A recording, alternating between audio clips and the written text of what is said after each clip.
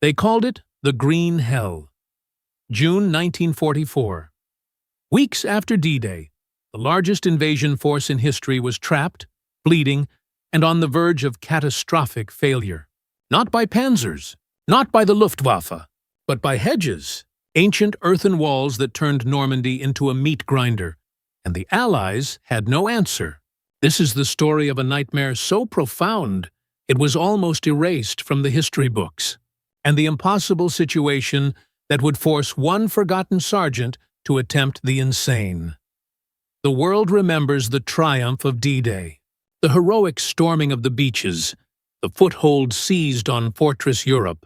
But what came next was a descent into a kind of warfare nobody had predicted. A brutal, intimate, and claustrophobic battle in a landscape that seemed designed by the devil himself. The Allied High Command had a plan, a meticulously crafted timetable. They expected to be miles inland, racing towards Paris within weeks. Instead, they were stuck in a sprawling green labyrinth known as the Bocage. These weren't the charming garden hedges of the English countryside. The Normandy hedgerows were monstrous. For over 1,000 years, farmers had piled earth, stone, and rock to mark their fields. Over centuries, trees and thorny bushes grew into these mounds, their roots weaving into a dense, almost concrete-like mass. Some stood 15 feet high and were just as thick. They were not fences. They were fortifications, natural, ancient, and deadly. For the American GI, every single field was an ambush, a self-contained fortress. To advance, you had to cross one field, fight your way to the hedgerow, breach it under fire, and then do it all over again in the next field, which could be less than 100 yards away. The Germans, masters of defense, understood this terrain perfectly. They let the Allies come, funneling them into pre-sighted killing zones. A machine gun here, a mortar team there. Every hedgerow was a new front line. But for the crews of the M4 Sherman tank, the situation was far, far worse. It was a daily, waking nightmare. The Sherman was a good tank, fast, reliable, and mechanically sound. But it had a fatal flaw. Its underside, the belly of the beast, was protected by shockingly thin armor. It was its Achilles heel, and the hedgerows were perfectly designed to expose it. Imagine you are a tank commander. Your orders are to advance. Ahead of you is a massive wall of green. Your only option is to go over it. Your driver pushes the throttle, and the 30-ton machine lurches forward. The tracks claw for purchase on the earthen bank. The nose of your Sherman tilts skyward, rising higher and higher, exposing the soft, vulnerable belly of your tank to whatever is waiting on the other side. And there was always something waiting. A German soldier, hidden in a foxhole, armed with a Panzerfaust, a simple, disposable anti-tank rocket. To him, the belly of your tank, silhouetted against the sky, is an unmissable target. He doesn't need to be a hero. He just needs to wait and pull a trigger. The result was always the same. A hollow metallic thump, followed by a catastrophic explosion. The Panzerfaust's shaped charge would pierce the thin armor like a white-hot knife through butter, spraying the inside of the tank with molten metal and superheated gas. The ammunition would ignite. The fuel would vaporize. The Sherman would erupt into a column of fire and black smoke. The crews called them Ronsons, after the cigarette lighter slogan, because they lit up first time, every time. This wasn't an occasional loss. It was a slaughter. Day after day, the hedgerows claimed more tanks, more crews. Men who had survived the horrors of the D-Day beaches were being incinerated in these quiet, green fields. Medics were overwhelmed. Morale plummeted. The advance slowed from miles per day to a bloody crawl measured in yards. General Omar Bradley, commander of the U.S. First Army, watched in horror as his armored divisions were being systematically dismantled. The problem was so severe, it threatened the entire Normandy campaign. If the Allies couldn't break out of the Bocage, they could be contained, and eventually, perhaps, even pushed back into the sea. The High Command threw every solution they could think of at the problem. Engineers tried using massive bulldozers to clear paths, but they were slow, vulnerable, and drew immense fire. They tried packing explosives into pipes and detonating them at the base of the hedgerows, but this was incredibly dangerous and time-consuming. Some even tried mounting enormous plows to the front of tanks. Nothing worked effectively. The hedgerows were too dense, too ancient. They resisted every conventional solution. The Allied Army, the most technologically advanced fighting force on the planet, was being defeated by medieval farming boundaries. The situation was desperate. They needed a miracle. They needed a new idea. And it wouldn't come from a general's briefing room. It would come from the mind of one man, a man who watched this carnage unfold daily. A man with no college education, no engineering degree, just a deep, intuitive understanding of steel, leverage, and force. His name was Sergeant Curtis Cullen of the 102nd Cavalry Reconnaissance Squadron. And he was getting tired of watching his friends burn. Cullen wasn't an officer. He wasn't a planner. Before the war, he was a garage mechanic in New Jersey. He fixed trucks, tuned engines, and solved the everyday problems of stubborn machinery. People underestimated mechanics. They saw grease under the fingernails and assumed a lack of intellectual firepower. They were wrong. Every good mechanic is a problem solver at heart. A puzzle master? You learn to look at a broken system, understand how its parts interact, and see the simple, elegant solution that others miss. Day after day, Cullen watched the Shermans try to climb. He watched them tilt, expose their bellies, and die. He saw the fire, the smoke, the stretchers, and as he watched yet another tank become a funeral pyre, a thought clicked in his mind. A thought so simple it was revolutionary. Everyone was looking at the problem the same way. They were trying to go over the hedgerow, or obliterate it with overwhelming force. Cullen saw it differently. The problem wasn't the hedgerow itself. The problem was the angle of attack. What if you didn't have to go over it at all? What if you could go through it? If a tank could somehow punch through the hedgerow at ground level, its thick frontal armor would remain facing the enemy. It would never expose its vulnerable belly. The Germans couldn't shoot what they couldn't see. The logic was flawless. The physics were sound. But the execution, that was the impossible part. How do you drive a 30-ton tank through a solid wall of earth, stone, and ancient roots? The hedgerows had stood for 1,000 years. They weren't going to give way to a gentle push. You needed to apply immense force in a very specific way. You needed teeth. You needed giant steel tusks that could rip and tear through the earth, severing the roots and creating a path. Cullen pulled out a small, dog-eared notebook he always carried and began to sketch. Crude drawings of steel prongs, blades, and cutters welded to the front of a Sherman. His crewmates watched him, a mix of amusement and pity in their eyes. "Cullen's at it again," they'd joke. "Gonna solve the whole war with his little drawings." They liked him, but the skepticism was thick. Generals with engineering degrees from West Point hadn't solved this. What chance did a sergeant from New Jersey have? He ignored them. He was lost in the puzzle. The angles had to be right. The steel had to be strong enough.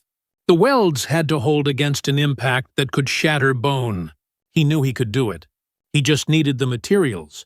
And he needed permission from an officer willing to take a chance on a crazy idea from a mad mechanic.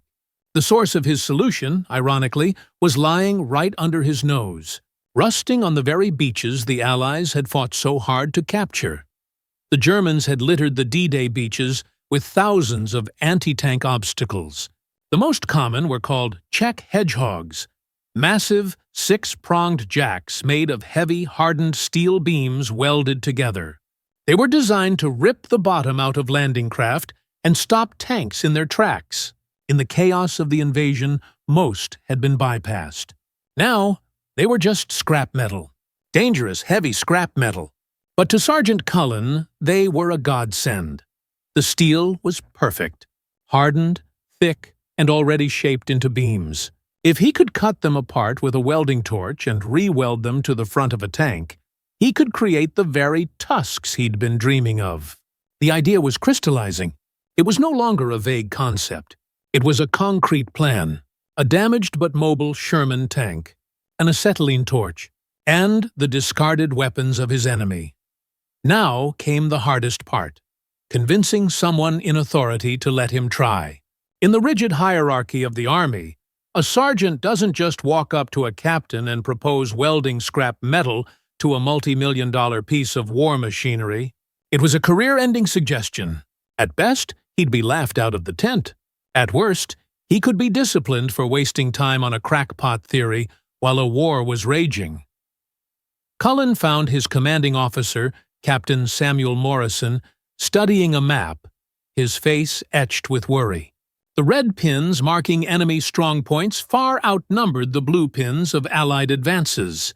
Cullen took a deep breath, saluted, and made his pitch. He explained the flaw in their current tactics. He described the carnage he witnessed daily. And then, he laid out his insane, brilliant plan.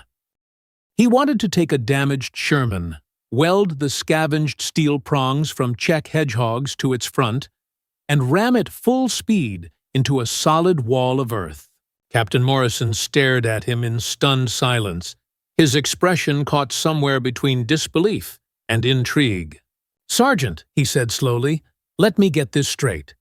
Your plan is to deliberately drive a tank into a wall." "Yes, sir," Cullen replied, his voice steady. "The current plan is to drive over the wall, where they get shot in the belly and burn. My plan keeps our thickest armor facing the enemy at all times. They can't kill what they can't penetrate." The logic was undeniable. It was simple. It was brutal. And it was completely untested. Morrison was a good officer. He knew the official solutions weren't working. He knew he was losing good men every single day to this unsolvable problem. Taking a chance on a sergeant's wild idea was a massive risk. But doing nothing was a guaranteed path to failure. He looked at the map, then back at the determined face of the mechanic standing before him. He made a decision that would echo through history. "How long would it take you to build this contraption?" he asked. "Give me 2 days, sir," Cullen said, his heart pounding. "A welding crew, and permission to scavenge those hedgehogs." Morrison nodded slowly. "You have 48 hours, Sergeant. If this thing works, you might just be a hero. If it fails, we're both going to have a lot to answer for." The clock was ticking. Cullen had his permission. Now, he had to turn a desperate sketch into a war-winning machine before the green hell of Normandy consumed them all. The clock had started. 48 hours. That was all Sergeant Curtis Cullen had to turn a wild sketch into a machine that could break the stalemate in Normandy.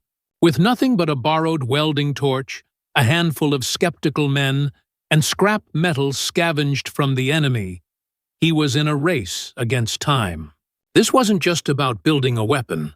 It was about proving a mad idea could save them all, before it killed him first. The moment Captain Morrison gave the order, the weight of the entire Normandy campaign seemed to land on Sergeant Cullen's shoulders. It was one thing to have an idea in the quiet of your own mind. It was another to be told to make it real, with lives hanging in the balance. Failure was not an option, but success was a very, very long shot. His first task was to build a team. He didn't need engineers from a university. He needed men who understood the language of steel, men who could feel the strength of a weld and see the flaw in an angle. He found them in the motor pool. Men like him covered in grease and grit. One of them was Private Eddie Kowalski, a welder from Chicago with hands as steady as a surgeon's and a deeply pessimistic outlook on life. "You want us to do what, Sarge?" Kowalski asked, wiping sweat from his brow. "Weld giant metal spikes to the front of a Sherman? You know that front plate is case-hardened, right?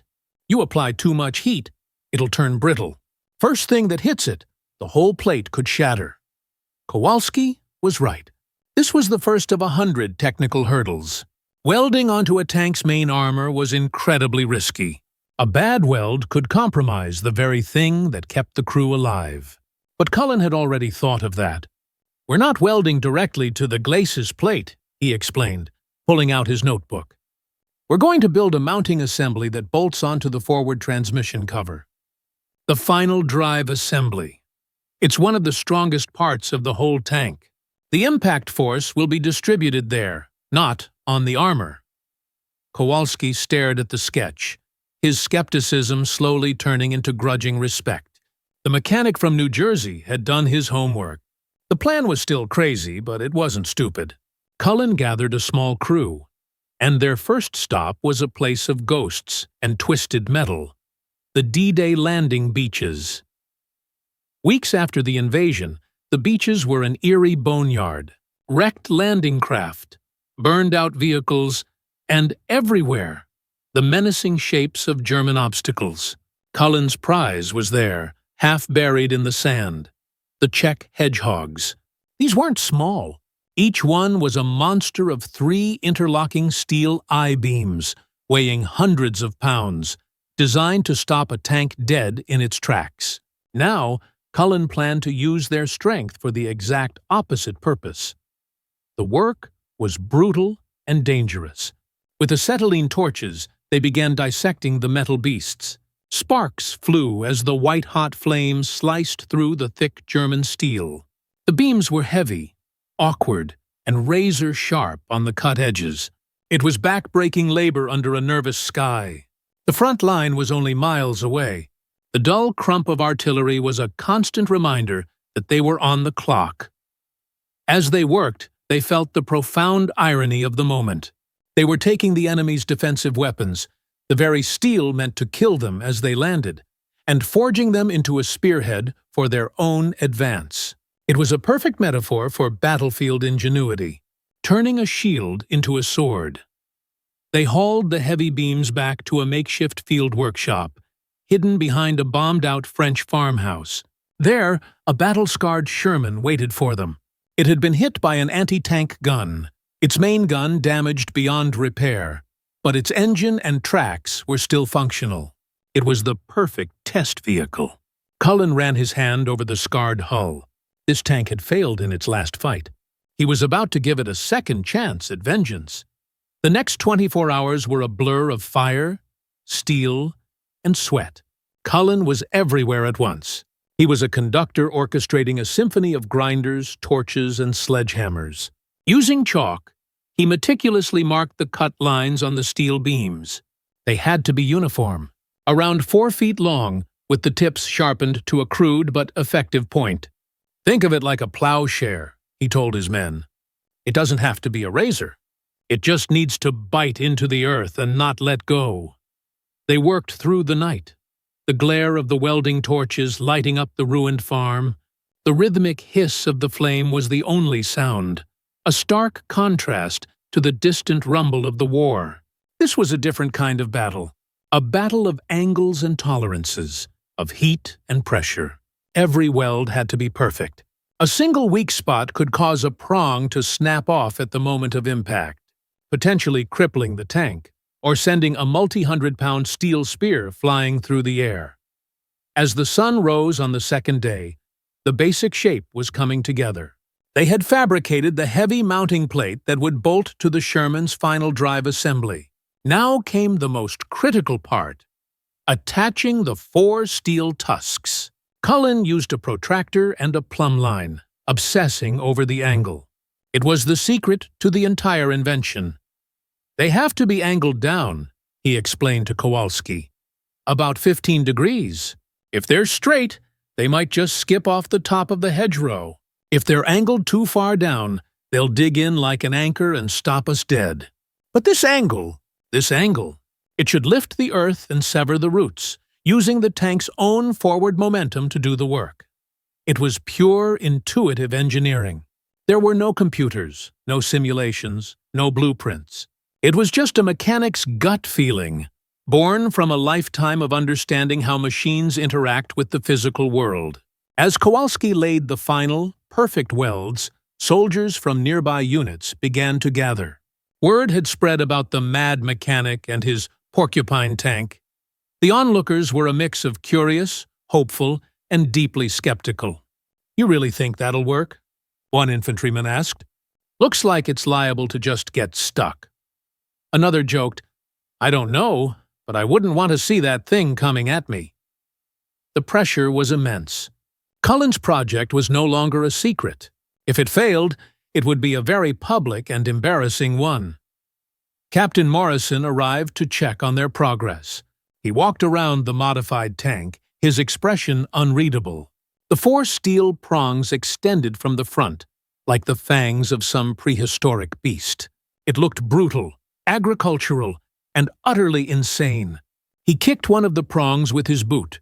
It didn't budge. He examined Kowalski's welds, thick and clean. "It's formidable, Sergeant," Morrison said, unable to find a better word. "Are you confident it will hold?" "The welds are stronger than the steel itself, sir," Kowalski chimed in, proud of his work. "The design is sound, Captain," Cullen added. "The physics will work. Now we just have to prove it." By dusk on the second day, 48 hours after they'd begun, the final bolts were tightened. The job was done. The tank, which the crew had affectionately nicknamed Rhinoceros, was a terrifying sight to behold. It had transformed the familiar silhouette of the Sherman into something alien and aggressive. It no longer looked like a cavalry vehicle. It looked like a siege engine. The gathered soldiers fell silent as Cullen and his chosen test crew approached the machine. For the driver's seat, Corporal Jake Mitchell, a man known for his steady nerves. At the gunner's position, Sergeant Tom Harrison. They were volunteers. They were putting their lives in the hands of a mechanic's theory. They climbed inside and buttoned the hatches. The engine coughed to life with a roar, spewing black diesel smoke. Cullen didn't get in. He stood with Captain Morrison and a group of officers who had come to witness the test. His heart hammered against his ribs. He had checked every weld, every bolt, every calculation a dozen times. But theory was one thing. Reality was 30 tons of steel meeting 1,000 years of stubborn earth. Anything could go wrong. The prongs could snap. The mounting could shear off. The tank could get hopelessly stuck, becoming an easy target. Or, as Kowalski had first warned, the shock could fracture the tank's main armor. A fatal and invisible wound. Cullen had put these men's lives on the line. The weight of that responsibility was crushing. They had chosen the perfect victim, a monstrous hedgerow nearby that had resisted all previous attempts to breach it. It was a 15-foot-tall behemoth, thick with ancient trees and tangled roots. It was the very definition of an immovable object. The rhinoceros was about to become the irresistible force. "All right, Sergeant," Morrison said grimly. "You've built your monster. Let's see if it can hunt." Cullen could only nod, his mouth too dry to speak. He watched the tank he had willed into existence lumber towards the green wall. This was it, the moment of truth. The next 60 seconds would determine if he was a genius or a fool. The fate of the Normandy campaign and the lives of the men inside that tank rested on his 48-hour miracle. Captain Morrison raised his arm, holding it for a long, tense moment. The only sound was the throaty rumble of the Sherman's engine and the chirping of birds, oblivious to the history about to be made. Then his arm dropped. The signal was given. The engine roared to a crescendo. The rhinoceros lurched forward, picking up speed, its steel tusks aimed at the heart of the ancient barrier. 20 yards out. 10 yards. The officers held their breath. Cullen felt a cold dread wash over him. What have I done? The impact was a cataclysm of sound and fury. A thunderous crack echoed across the fields as steel met earth. The entire tank shuddered violently, dirt and debris exploding outwards in a massive cloud. Roots as thick as a man's arm snapped with reports like rifle fire. For a terrifying second, the tank seemed to stop, its momentum utterly absorbed by the sheer mass of the hedgerow. It had failed. A collective gasp went through the crowd of onlookers. Cullen's heart sank into his stomach. But then, something incredible happened. Through the dust cloud, they could hear the Sherman's engine screaming, not in failure, but in raw, unyielding effort. The tracks were churning, digging into the soil, pushing with all the power of its 400-horsepower engine. Slowly, almost imperceptibly at first, the rhinoceros began to move. The prongs had bitten deep, just as Cullen had predicted. They weren't just pushing. They were ripping. They were creating leverage, tearing through the root system, lifting and displacing tons of earth. The tank tilted forward slightly, nose down, keeping its thick frontal armor pointed forward, its vulnerable belly protected. The screaming of the engine grew louder, the snapping of roots more frequent.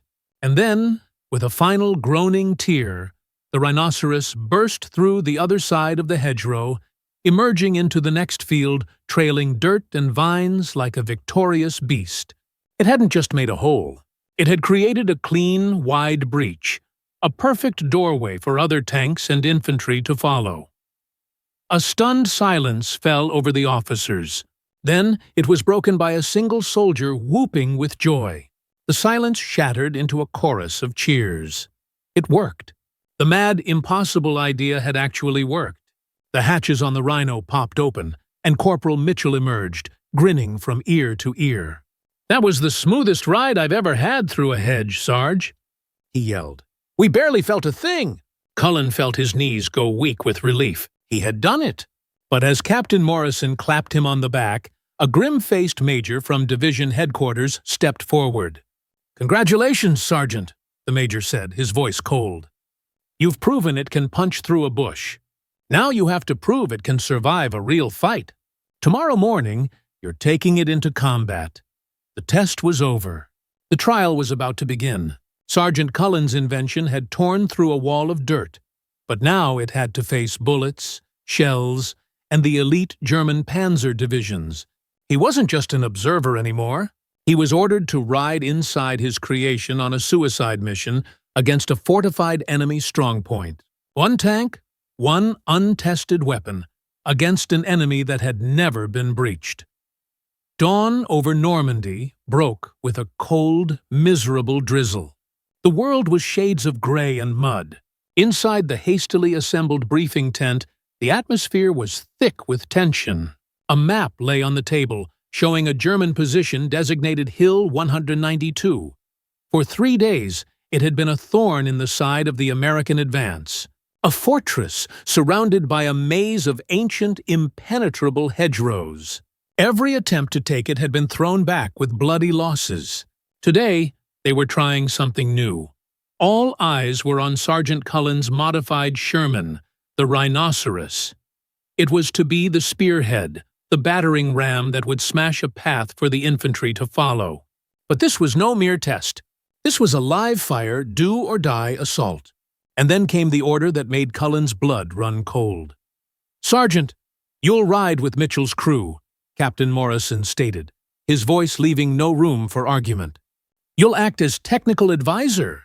If something goes wrong with that device, you need to be there to see why." Cullen's mind reeled. He was a mechanic, a builder, not a frontline tanker. But he understood the brutal logic. If his invention had a fatal flaw, he needed to witness it firsthand so it wouldn't kill more men down the line. He was a guinea pig for his own experiment. He swallowed hard and nodded. "Understood, sir." A grim-faced Private Chen, the tank's loader, found him a few minutes later, checking and rechecking every weld on the Rhinoceros by the dim light of a lantern. "You scared, Sarge?"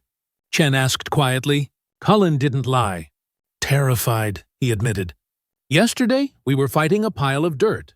Today, people's lives depend on whether I got the math right." Chen clapped a hand on his shoulder. "We trust you, Sarge. You built this thing. You know it. Now, let's go show the Germans they can't hide from us anymore." The simple faith of the crew was both a comfort and a crushing burden. Cullen climbed into the commander's cupola of the Rhinoceros. The smell of oil, sweat, and fear was overpowering. The hatch slammed shut, sealing them in a world of echoing steel. "Mount up!" The order came crackling over the radio. Across the staging area, engines rumbled to life. The rhinoceros shuddered as Corporal Mitchell engaged the gears. It began to roll forward, its 4 steel prongs gleaming wetly in the dawn light, pointing towards the enemy. The plan was simple and insane. They would charge directly at the hedgerows the Germans were using for cover, breach them, and sow chaos before the enemy could react. They approached the first hedgerow. Intelligence said a German MG-42 machine gun nest, a Hitler's buzzsaw, was dug in on the other side, a position that had pinned down an entire platoon of infantry yesterday. The familiar chatter of the machine gun started, bullets sparking harmlessly off their frontal armor. In a normal Sherman, this was the moment of maximum danger. The climb, the exposure, the inevitable fiery death. "Steady, Mitchell," Cullen yelled over the intercom. "Hit it at about 20 degrees, give the prongs a good bite." "Roger that." Mitchell's voice was tense but firm. The tank charged. The impact was a bone-jarring crash. Inside, the men were thrown against their restraints. The sound was deafening, a tortured screech of metal and snapping roots. The tank pushed, the engine howling in protest. And then they were through.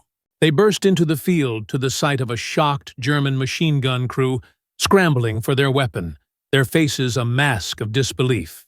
An American tank wasn't supposed to be able to do that.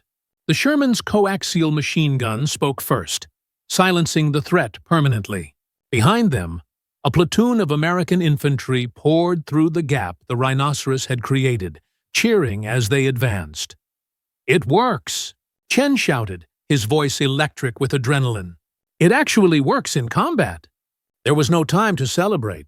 The next hedgerow loomed, and the next. Again and again, the rhinoceros performed its brutal magic. It smashed through barriers that had been death sentences just hours before. For the infantry following them, it was a miracle. They were advancing, taking ground, and for the first time in weeks, they weren't being cut to pieces in the open. But the Germans were adapting. They were realizing this was no fluke. As the rhinoceros breached another hedge, the terrifying whoosh of a Panzerfaust streaked past the turret. Someone on the other side was waiting for them. "They're catching on!" Harrison the gunner yelled. "They're waiting for the breach." But they were still too slow. The rhinoceros was through the hedge and on top of them before they could reload. They had punched deep into the German defenses, deeper than any Allied armor had managed to go in this sector. But now came the real test. Intelligence had warned of it. Dug in behind the final massive hedgerow guarding the approach to the hill was a Panther. The German Panther tank was the apex predator of the Normandy battlefield. Its sloped frontal armor was almost impervious to the Sherman's 75mm gun, while its own long-barreled, high-velocity cannon could kill a Sherman from over a mile away. It was a monster. Getting into a head-to-head fight with a Panther in a Sherman was suicide. "Contact! Front!" Harrison called out, his voice strained. "Panther! Partial cover behind the main hedgerow. I can just see the barrel." The radio crackled. The infantry were pinned down. They couldn't advance with that Panther waiting. Retreat was the sensible option. Call for an airstrike or an artillery barrage. Play it safe. That was the old way of thinking. Cullen's mind raced. The entire point of his invention was to break the rules, to do the unexpected. Speed was their only advantage. "Breach the hedge, Mitchell," Cullen ordered, his voice ringing with authority. "Don't stop for anything. We go through fast. Harrison, keep your gun trained on his last known position. The moment we're through, you fire. Don't wait." It was a breathtaking gamble. They were deliberately charging a hidden Tiger tank. Mitchell didn't hesitate. The Sherman surged forward, engines screaming, charging the thickest hedgerow they had yet faced. The impact was titanic. The entire tank felt like it had hit a concrete wall. For a gut-wrenching moment, they stalled, the prongs fighting against a century of compacted earth and stone. "More power!" Cullen roared. "Give it everything!" Mitchell slammed the throttle to the floor. The engine howled, threatening to tear itself apart. Smoke poured from the exhaust. The tracks threw up geysers of mud. and inch by agonizing inch, the rhinoceros clawed its way through the green wall. They burst through at an angle, lurching violently into the open field. And there it was, less than 100 yards away, the panther. Its massive turret was already turning to face them, the crew inside no doubt shocked by their sudden, violent appearance. But they were a fraction of a second too late. Harrison was already on target. "Firing!" he yelled. The Sherman's main gun bucked. The armor-piercing round shot across the field. In a straight-on fight, the round would have bounced harmlessly off the panther's thick frontal armor. But because the rhinoceros had breached at an unexpected angle, Harrison had a clean shot at its weaker side armor. The round struck true, a bright flash, and the shell penetrated. The German tank shuddered to a halt. Thick black smoke began to pour from its hatches. The fight was over. The Panther's crew bailed out, hands in the air, as the rhinoceros's machine guns convinced them to surrender. The battle for Hill 192 was broken. With the Panther gone, the remaining German defenders lost their nerve. The American infantry surged forward, securing the position that had cost so much blood. It had taken the rhinoceros less than an hour to accomplish what the army had failed to do in 3 days. Cullen climbed out of the tank, his legs shaking, his ears ringing. He had done it. His crazy idea, born from watching his comrades die, had been tested under the most extreme pressure imaginable, and it had triumphed. An infantry officer, his face smeared with dirt and sweat, ran up to him, grinning broadly. "Sergeant Cullen, I don't know what kind of black magic you've got on this thing, but you just saved my entire company." Soon after, Captain Morrison arrived, his jeep bouncing over the cratered field. His radio was crackling with excited reports. "Sergeant, I just got off the line with division headquarters. General Bradley himself has heard the news. He wants a full report on my desk by noon. They're calling your invention the Cullen hedgerow cutter." Cullen could barely process it. General Bradley, the commander of over 1 million men, knew his name. "They're not just impressed, Cullen," Morrison continued, a look of awe on his face. "They're ecstatic. Major Williams's report from the test yesterday already had them interested. This combat report, it changes everything. They want to know one thing: how fast can we make more?" The question hung in the air, amidst the smoke and the smell of cordite. Cullen looked at the rhinoceros, its steel prongs bent but unbroken, caked with the soil of the enemy's fortress. He had proven the concept beyond any doubt. But one miracle tank wasn't enough to win the war. "Sir," Cullen said, the mind of the mechanic already turning over the new problem, "if I can get enough welders and an unlimited supply of those Czech hedgehogs from the beaches, my crew could modify maybe a dozen tanks a day. If we really push it." The major who had been so skeptical before the test now reappeared, his face alight with a new kind of energy. "Not good enough, Sergeant," he said, but this time he was smiling. "I'm going to get you 50 welders. 100. I want every engineering battalion in Normandy working on this. We're not making a dozen. We're going to make thousands. Your invention is going into mass production, effective immediately." The victory at Hill 192 wasn't just the end of a battle. It was the beginning of a revolution. Cullen's 48-hour miracle had survived its trial by fire. Now, it was about to be unleashed on the entire German army. One tank had changed a battle. Now, thousands would change the war. The Cullen hedgerow cutter was no longer a secret. It was the Allies' #1 priority. In a frantic, unprecedented effort, entire engineering battalions were turned into massive assembly lines, forging an army of steel-tusked monsters. This is the story of how a sergeant's invention was unleashed, and the German army learned to fear the sound of the Rhino's charge. The victory at Hill 192 sent a shock-wave through the Allied High Command. The impossible problem of the hedgerows now had a simple, brutal solution. The order came down from General Omar Bradley himself.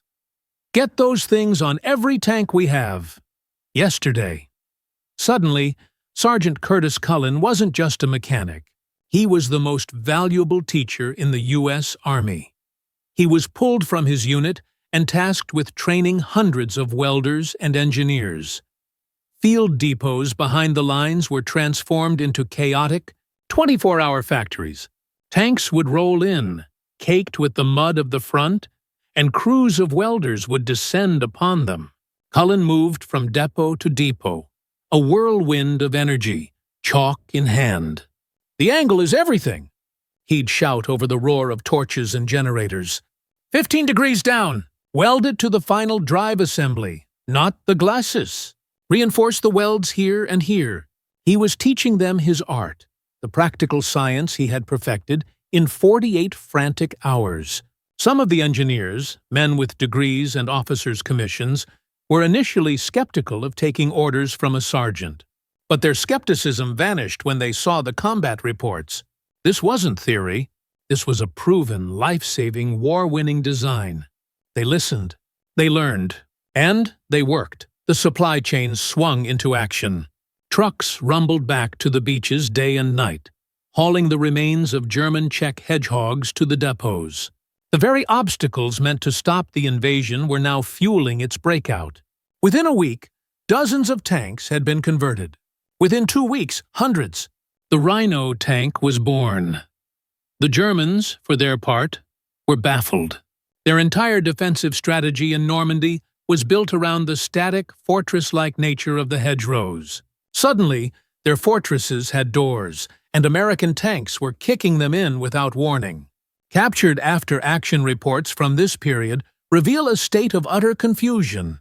Enemy armor is now passing through hedgerows at will, one German officer wrote. Method unknown. Our anti-tank positions are being bypassed and destroyed from the flank and rear. They tried to adapt. They laid mines at the base of hedgerows, hoping to disable the breaching tanks. But the Rhino's tusks would often trip the mines prematurely, or simply push them aside. They tried reinforcing the hedgerows with logs and steel beams, but this only slowed the Rhinos. It didn't stop them. The fundamental equation of the battlefield had changed, and it all came to a head in late July 1944. The Allies were ready to launch their masterstroke, Operation Cobra, a massive, concentrated offensive designed to finally, decisively break out of the Normandy pocket and begin the race across France. Thousands of bombers would carpet bomb the German lines, and then the armored divisions would punch through. This operation would have been impossible just weeks earlier. The hedgerows would have bogged it down, turning the assault into another meat grinder. But now they had the key. The Rhino tanks were massed at the front of the offensive. On July 25th, after the bombers had done their work, the order was given. An unstoppable tide of steel was unleashed. Hundreds of Shermans, each fitted with Cullen's steel teeth, charged the German lines. The effect was terrifying. They didn't just breach the hedgerows. They annihilated them. They crashed through the green walls simultaneously, on a front miles wide, shattering the German defensive network in a single, catastrophic blow. German soldiers who survived the bombing looked up from their foxholes, expecting a slow, cautious advance. Instead, they saw a horde of monstrous, tusked machines charging at them, appearing from nowhere, their guns already blazing. Panic set in. The German line didn't just bend, it shattered. Operation Cobra was a spectacular success, and the Rhino cutter was its unsung hero. The breakout had begun. The War of Inches was over. The race across France was on.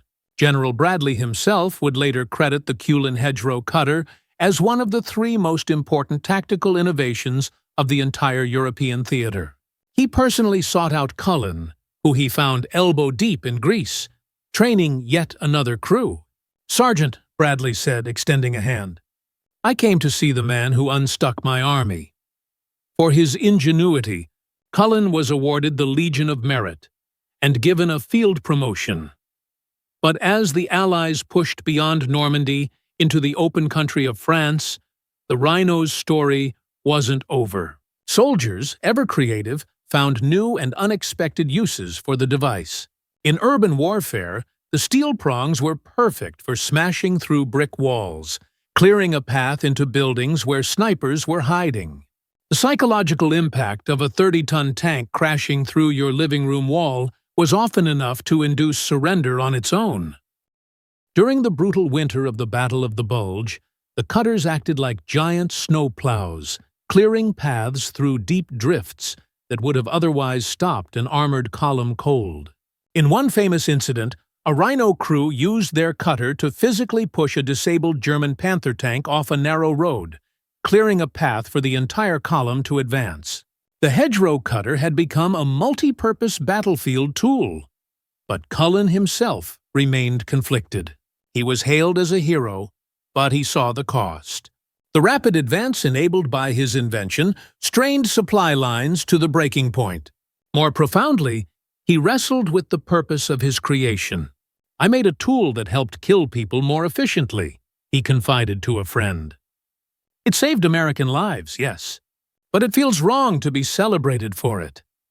He was a man who preferred fixing things, and war was the ultimate act of breaking them.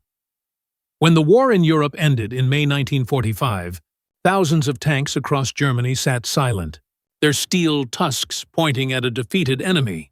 Curtis Cullen returned home to New Jersey. He took off his uniform, put on his mechanic's overalls, and went back to fixing cars.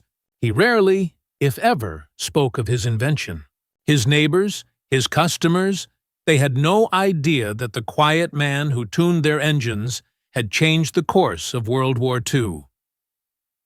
Decades later, a historian tracked him down. "Mr. Cullen," the historian asked, "don't you understand how important your invention was? You saved thousands of lives." Cullen, now an old man, was quiet for a long time. "My idea worked because people gave it a chance," he finally said. Captain Morrison could have said no. General Bradley could have dismissed it. The real lesson isn't that I was a genius. It's that good ideas can come from anywhere, if you're only willing to listen. Curtis Cullen passed away in 1963. His obituary just said he was a mechanic and a veteran, but his legacy is forged in steel, sitting in museums around the world. It's a testament to a timeless truth, that sometimes the biggest, most complex problems don't need a committee of experts or a billion-dollar solution. Sometimes all they need is a fresh pair of eyes, a little bit of scrap metal, and the simple, brilliant mind of a person who refuses to accept that something is impossible. The story of Curtis Cullen is more than just a forgotten chapter of World War II.